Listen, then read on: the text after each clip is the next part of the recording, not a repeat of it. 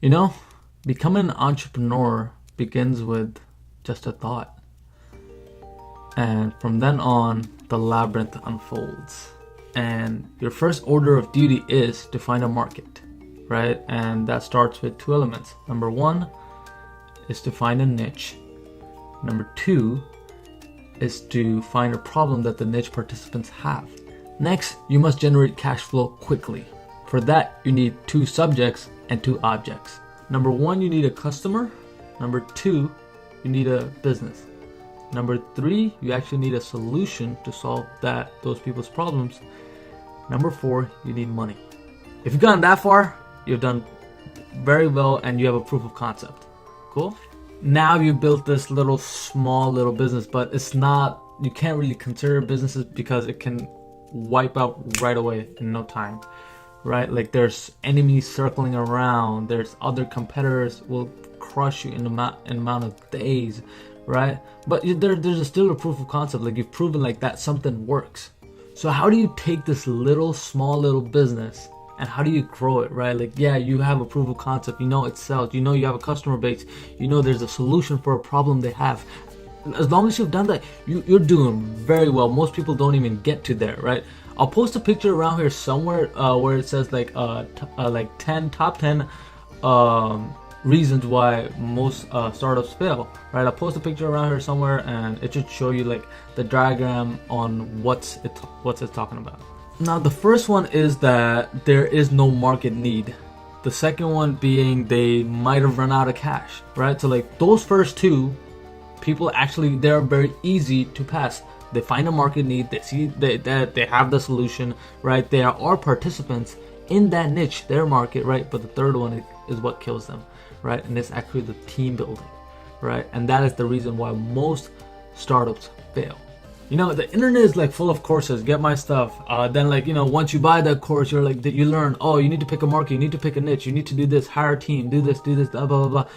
They teach you all this stuff, but what they don't go in depth is like the team building process when it comes to that stuff, right? And that's why, like I said earlier, most businesses will fail if they don't have the right team. Somebody makes a mistake here and you're not a good leader here, and you know this guy makes a mistake here and you're pissed at him because you know it's your fault at the end of the day. Because business is like a firefighter, right? You gotta like there's a fire there, you gotta put it out. There's a fire there, you gotta put it out. Like your employees are not there to do that. It's your job to do that stuff, right? And that's where most startups fail. Sometimes they get out competed, right? Sometimes they just fail. Now what you need to do is first find out, do you have a market need?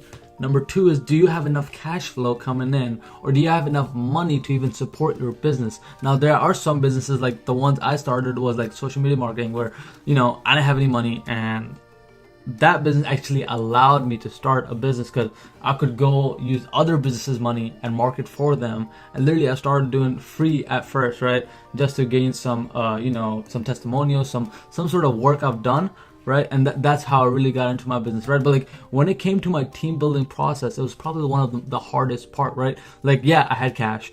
Yeah, I had a proof of concept. Like, yeah, I was solving other people's problems, which is like growing business through social media, right? And that's what I do. So when I was doing that, you know, it was hard at first. Like it took me like 3 months just to figure out like how to even get clients, right? And it was really bad at first, but you know, and what you guys need to realize, like whatever business you guys are running, right? Is there a proof of concept?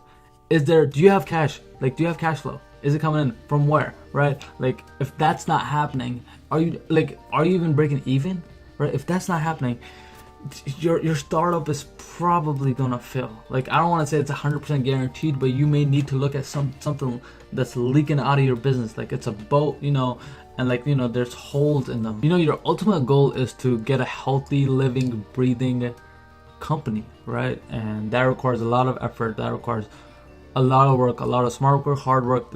It requires a lot of improving, keep improving. Even if you fail, what is the feedback I'm getting, right? There's a lot that happens, and I know I am not an expert at this stuff, right?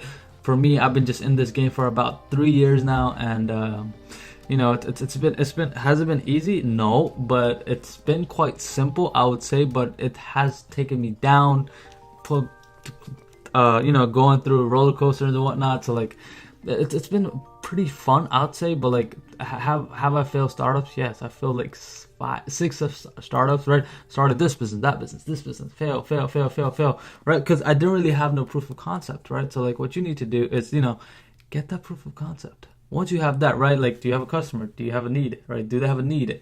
Do you have a solution for them, right? And do you have money, right? If you don't already have those 4 things, you probably are gonna fail, right?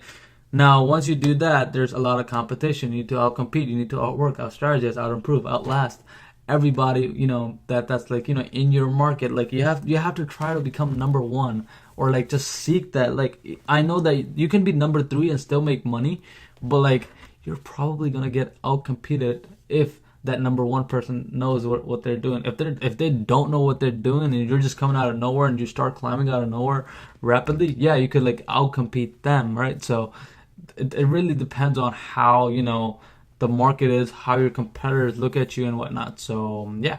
So anyways, those were my thoughts on why startups fail. Like I don't have like a whole dictionary worth of information about this, because I'm just I kept starting businesses and whatnot, and I'm not like a huge CEO. Like I don't run $100 million company, but I have some insight on how things work, and I think I posted a picture earlier, right? So that should give you a little bit of clarity on what you should be doing in your business, right? And figuring out what you guys need to do. And yeah, I hope you guys have a great day. Like the video below, right? Subscribe, and I'll give you a cookie. And yeah, that's it. Thank you so much for watching, and I'll see you on the next video.